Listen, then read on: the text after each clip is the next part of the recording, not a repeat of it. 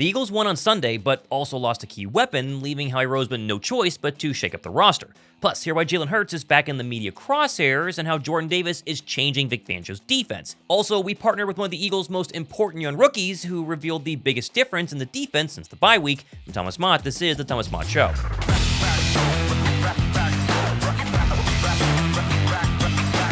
It seems like anytime the Birds have had a big win this season, like this past Sunday versus Baltimore, suddenly on Monday, there's some naysayer in the media who arises to take shots at Philadelphia. And for whatever reason, Jalen Hurts seems to be the new favorite target because, honestly, what else can you complain about when it comes to Philadelphia the past 8 weeks? I mean, the coach we all wanted fired after the Bucs disaster has been cool, calm, and impressive.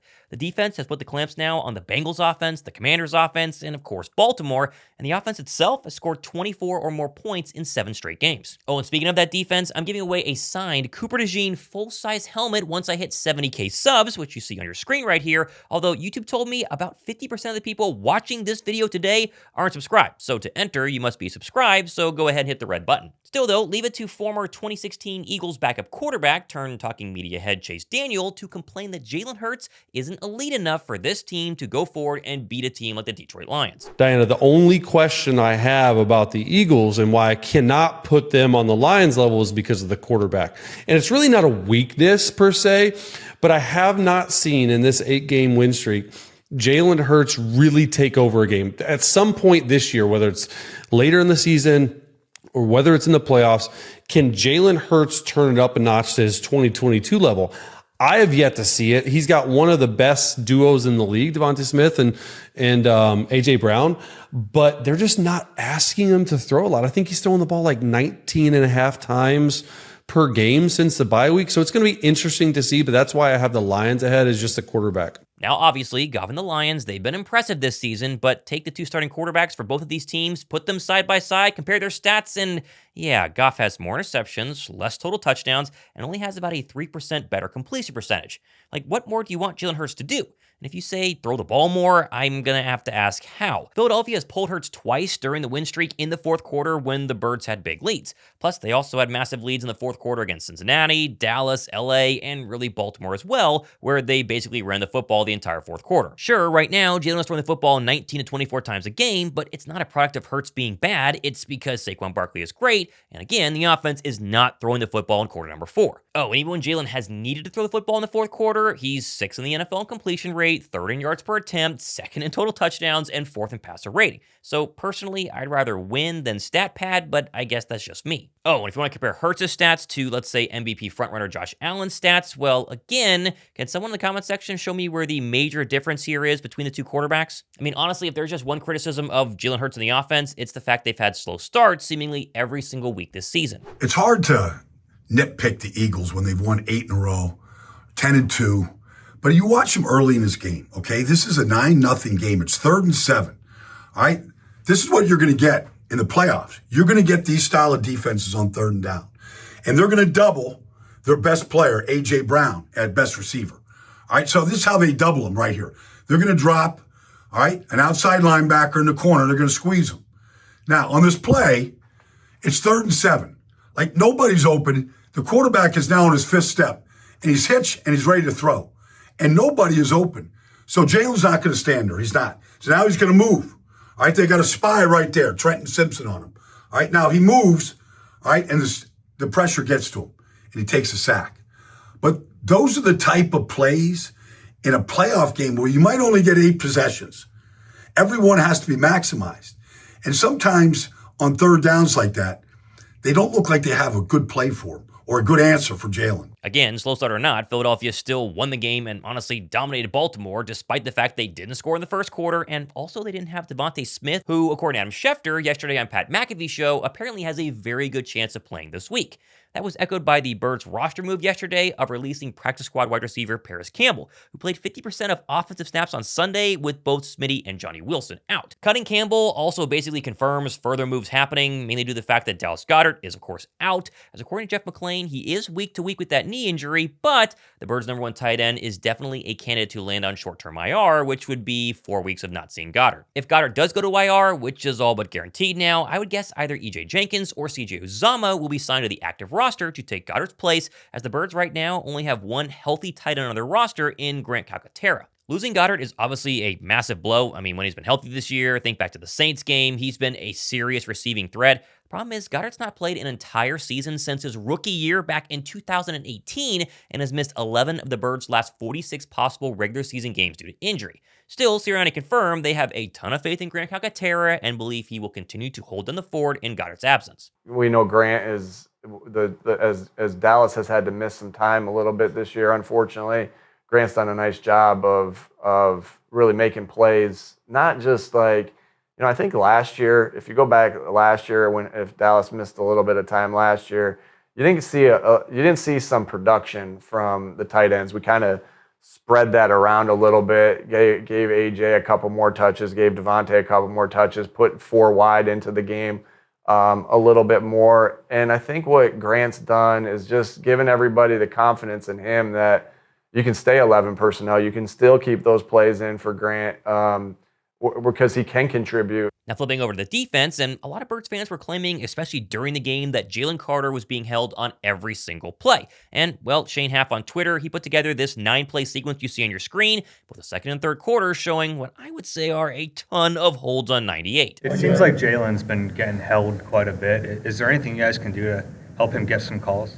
I don't know. You got any ideas? I don't know. There was one play in particular where he was grossly held and pulled to the ground, and, there was no call. So, yes, and I don't know what we can do.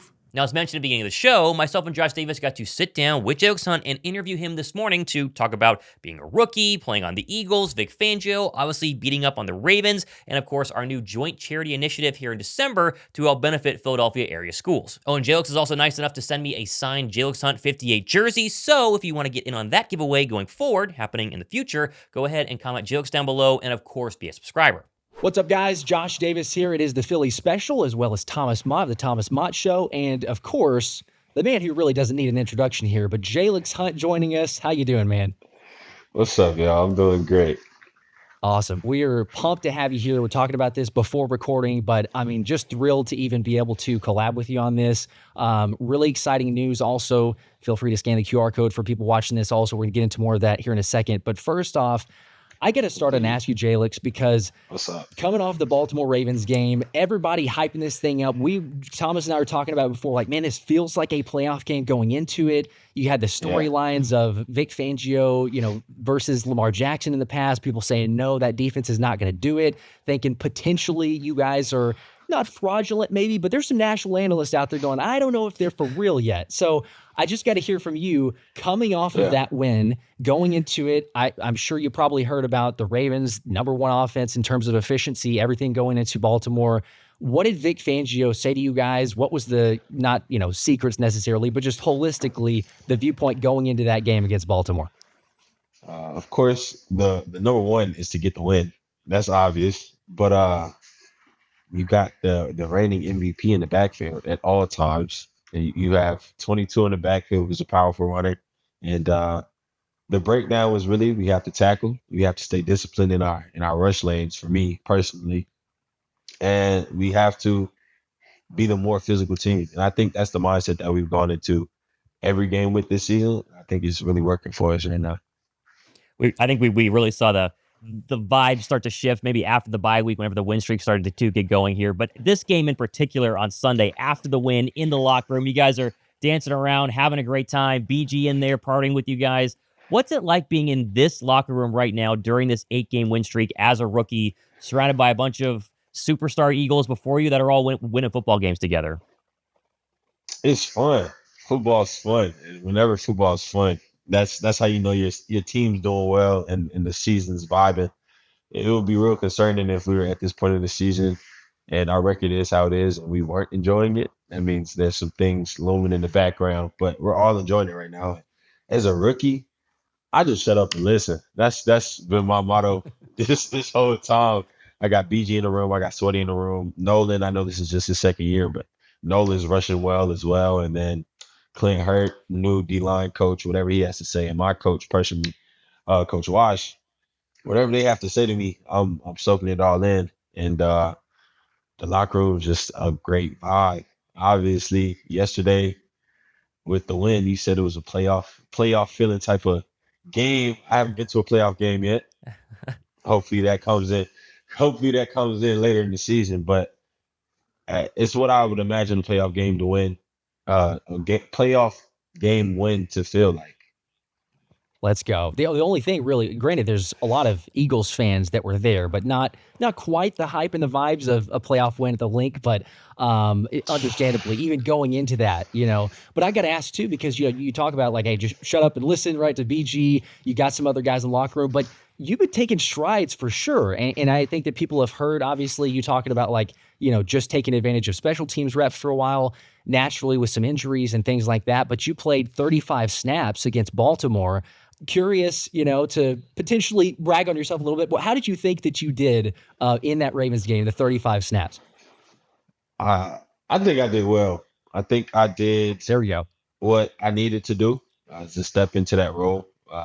Losing BG is definitely a huge shock because BG brings so much energy and physicality, so much knowledge to the game. He's like wise as you can get, I guess, playing football. He's seen every formation, every motion possible.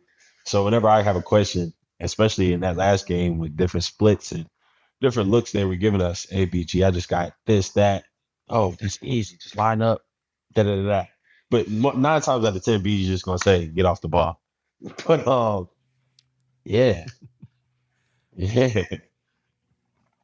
Love it. We talk about the 35 snaps, and I want to actually ask about BG. I want to go back to the Rams game, right? Because all of us, I think, as fans were stunned just to find out that BG tore his tricep. When did it happen? When did everybody find out? And, of course, everything that followed after that.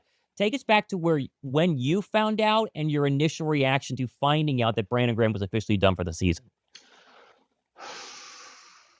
How I found out that he was coming out of the game is BG, he's not the type of person to go down just like for no reason. So it happened and he's jogging to the sideline. And he just points at me, which means I now am in the game. So I strap my helmet on, run out, put my mouthpiece in. Now I'm locked in. I didn't really find out until I got into the locker room, honestly. I obviously knew he didn't come back out. And I was concerned about him. So when I walked in, I saw BG with his pads off and he was holding his arm. He was like, man, I'm done. And just the look in his eyes, was enough to make you cry. It was enough to make you cry. And we were all shocked. I know my jaw about hit the floor. I was like, what? Like, nah. But BG being BG, he saw everybody else's reaction. He was like, I'm gonna be there. It doesn't matter. I'm still in the locker room. Hey, man, like still cheering, making jokes. So that just speaks to his character. But it was definitely a shock. Is that how it's been this past week with BG being now more of the coaching figure? I saw him at practice having a great time the past couple of days. Is he basically coach Brandon Graham for the rest of the way now?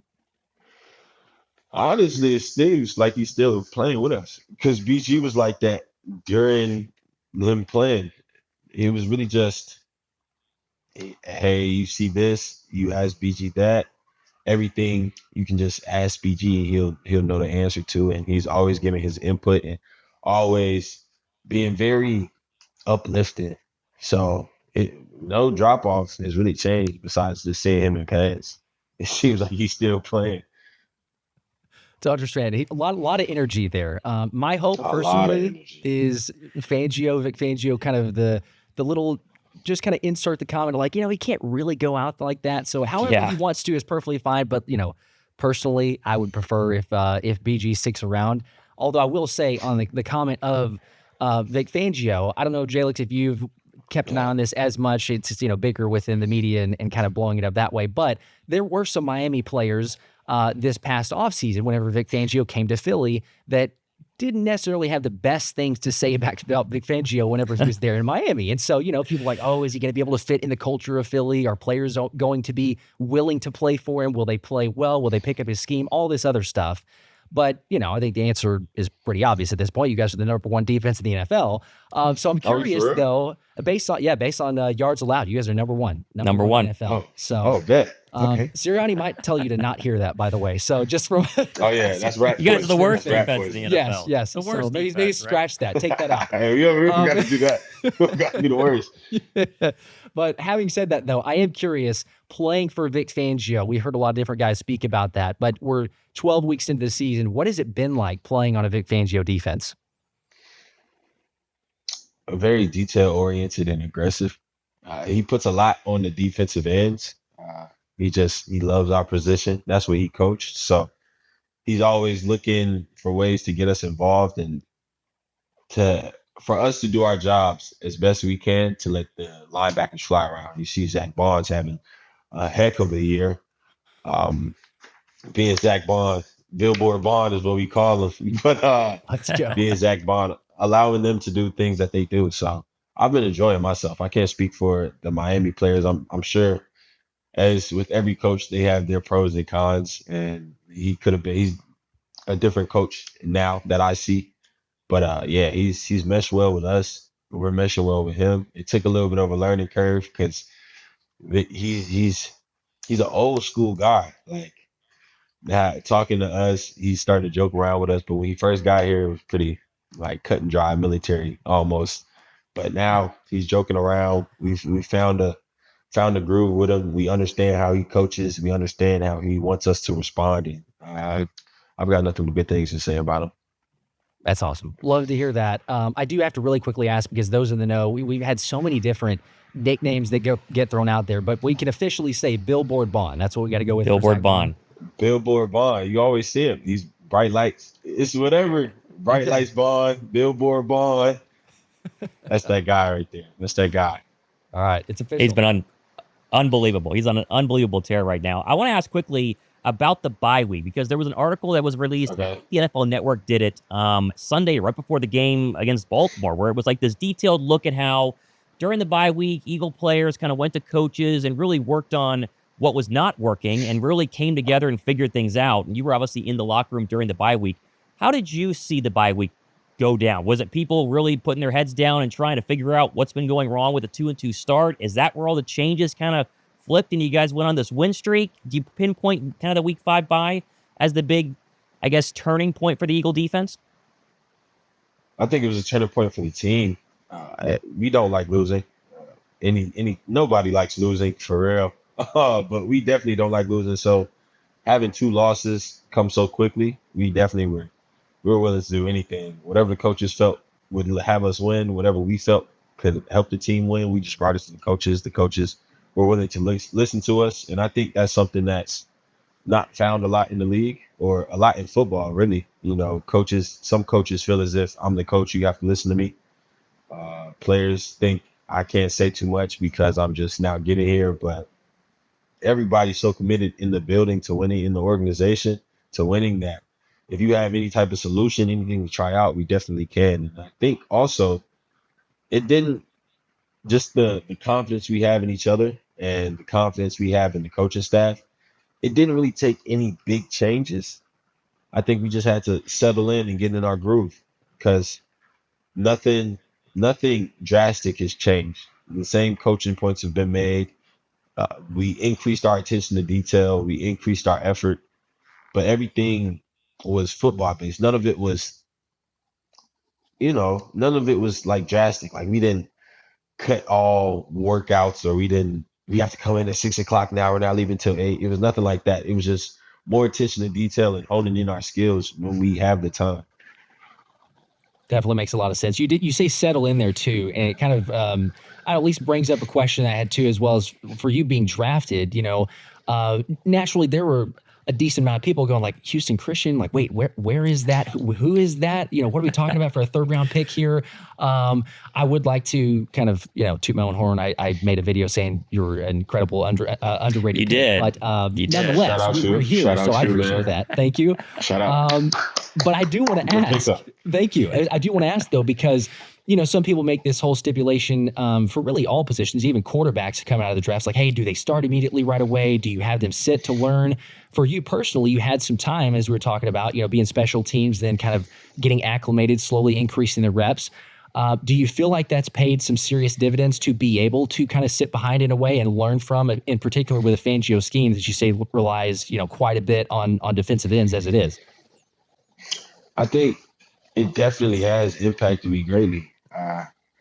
I knew coming in I wasn't going to be starting anything like that. You have Sweaty, and then you have Bryce Huff, who's coming right behind Sweaty, and then BG on the other side with Nolan. So I really came into it knowing my role, and we're real honest about your role on the team, because in order to really produce how we're producing right now, I think you have to have a team that understands what they're here to do. And understanding my role early, being special teams and bringing energy. Coach told me my role right now is physicality, energy, and do what I do on special teams. So I can do that easily. Like that's just how I play football. So when I was able to step into my role, it was really just I felt like I was prepared, if that makes sense. Yep, definitely. It doesn't surprise anyone, I don't believe, whenever you say energy for you, because that's like the first thing that if you watch your tape, but then also your interviews, I know that you've seen it, I'm sure, a million times. Do people, if you see people in Philly or they notice you, does anyone bring up Big Pimpin'? Because that's the viral comment that you made for the draft. It feels like that would be the automatic go-to. I have been called Big Pimpin' a couple times. Okay. Times. Yeah. I got people making shirts, and yeah. There you go. That was a fun moment. I'm not gonna lie. That was a very fun moment. So it was so organic. If you know me, I always like to bring good energy to a team, an environment. So big fella, my guy, big dog, and it just came out so organically, and it wasn't even, it was a nervous moment. I was excited at the same time. It just happened. I want to ask a quick draft question too on that. How, did you expect Philadelphia in round 3? I don't know if I've seen anyone ask you this question yet. Where were you at in terms of where you thought you were going to be drafted, and what teams were really, at least on your radar? Was Philadelphia kind of the main one early on day 2? Honestly, it seemed like 3 years ago that I was in the draft. That's true. Which is crazy. This just felt like a long year, in which they told me it was going to feel like. But no, actually, I came up here for a 30 visit, and I talked to them, and I really enjoyed the environment. They really enjoyed me being here. And shout out Elsie. Elsie said, who is an operations person in the building. She said they should draft me, and they called her on draft night when they found out they were going to draft me. But it wasn't overwhelmingly the Eagles at all. They were saying, if you're still on the board, we'd hope to get you. I was like, dang, that doesn't sound too promising. That doesn't sound too promising at all. But shout out God and just how everything worked out. I think I fell to the position I needed to be, and then I definitely think I got picked up by the team that needed to pick me up. Well, I think we all echo that. Eagle fans are pumped to have you. We're also pumped about Quinyon Mitchell. Are you wearing a JC shirt?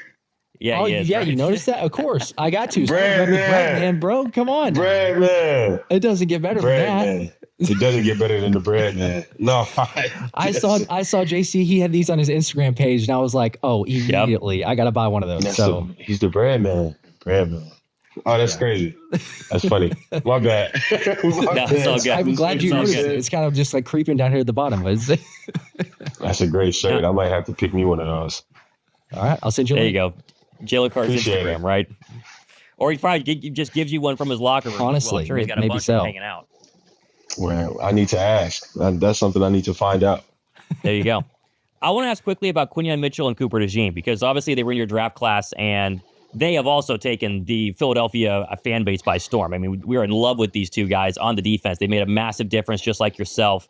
Give us something that a lot of Eagle fans maybe don't know about them, because externally, like our view, at least Josh and my view of Quinyon and Cooper DeJean, great players on the field, and they are completely silent off the football field, like super quiet, to themselves, chill. Is that how it is, or is that just how it is for us watching from afar? I think it's not incorrect to say that they're super quiet. You got to talk to them, but we're around them all the time, so you kind of got to come out that shell. We always goofing around with them. you saw a little bit of Coop's personality after he picked Derrick Henry up. He'd get up in celebration. He's full of confidence and swagger. And then Q is really, he is quiet all the time, but he's always joking. Like, we're always joking. We're always doing slick things, just messing with each other. But yeah, nah. They are quiet, but they talk a lot more because we're always around them. That makes sense. Sounds about right. Celebration. It took off. Like all through it, Twitter just exploded and everything else. But it was also like kind of try to make what that was. Was that a team celebration there, or do you? Yeah, it's a defense celebration. Man. Okay. I saw a lot of people in the locker room, but yeah. It's just it's how whenever there's a big hit. Chill, calm down. Yeah. It's just a cool, like, we do this, relax. Got it. So it's a confidence thing. It's how we carry ourselves, because we're definitely looking for those hits. We're definitely looking to be, like I said, the more physical team. A hit like that, on a back like that, you gotta chill. Like, I know y'all are gonna go crazy about it, but relax. So yeah. Okay. So that's even more. That makes perfect sense. But you're right. It's more appropriate. The fact that it's a Derrick Henry. Practically picked him up, body slammed him to the turf. So like 50-pound difference in what Coop did. That was very, very impressive. Impressive tackle. I got to end here with a question before we get into obviously the support and how people can get involved. Last question, because people are always interested. With you coming to Philly, have you been able to go around and try out the cheesesteak places? Do you have a favorite go-to? I'm going to put you on the spot a little bit, but do you have a favorite go-to? Okay. Or I guess, do you even like cheesesteaks? Because there's a few guys on the team I know, fair question, who doesn't really even care for the cheesesteaks. He's not a huge fan. Nah, he's not a huge fan. Yes, I have heard of a lot of places, and feel free to chime in. I've been to Max's. I've been to Jim's. Angelo's in the lead for me right now. Okay, I was going to ask. Angelo's in the lead. Yep. Angelo's in the lead for me right now. I've had to pick those up a couple times for the vets and whatnot. But you got to call that order in, because if you go in the morning, there's a line down the street. It's outrageous. Oh my gosh! Yeah, it's outrageous. We were there with Justin Pugh. It took like an hour and a half. Really? It was like make the order and then like just sit there for. I was like, oh my gosh, this is taking. It's outrageous. You missed the game. Like it almost makes the cheesesteak not worth it, but it's good. Almost. It's really good. Almost is very key. Almost is very key. But yeah, Angelo's, Ishkabibbles. Ishkabibbles is underrated. It is underrated.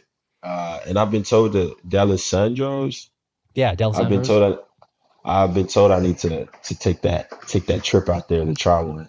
You do. I would also echo that as well. It's just a little bit, really? As you say, it's not as easy because you're not local within the city. But if you do, you got to go out there and check out Dallas Sandros. So I'll just say that. Really, you're the second one. That's a cosign. I might actually have to make this a off day type of vibe. Just go get a steak from Dallas Sandros.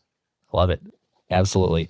Well, hey, Jalyx, we appreciate all your time. Obviously, letting people know the collab here. It was really exciting to reach out, try to partner. Thomas and I were looking for how do we get involved with the community? How can we give back? The spirit of giving. Obviously, Christmas time, coming off of Thanksgiving as well. Today being Giving Tuesday is just the most appropriate as well. But can you talk to us a little bit more of just within, I guess, where this started? You're getting involved with the Philly schools, and in particular basketball, what that means to you. Just talk to us a little bit more about the charity part here. Well, the opportunity was brought to me by someone in the community. She owns a business, and we just were chopping it up. I was there, and she started talking about just the community and ways I can help, because I'm always looking to help. This is something that I've always been just drawn to, is helping someone whenever I can. And she started talking about a school and their need for a sponsorship for the basketball team. And sports are so big to me, and basketball was actually the first sport I played because I was too young to play tackle football, and I was not playing. I just couldn't get behind flag football. So basketball was actually the first sport that I played, and it's taught me so much just about being resilient and honing your craft and competition and it's taken me so far. So a lot of the things I learned in basketball, I've been able to transfer over to football and into life. And whenever I can help someone who needs help learn those same ideals, I'd love to. So I found out about a school who needs some help, and I don't want money or lack of resources to be the reason why they couldn't enjoy a sport that I love so much.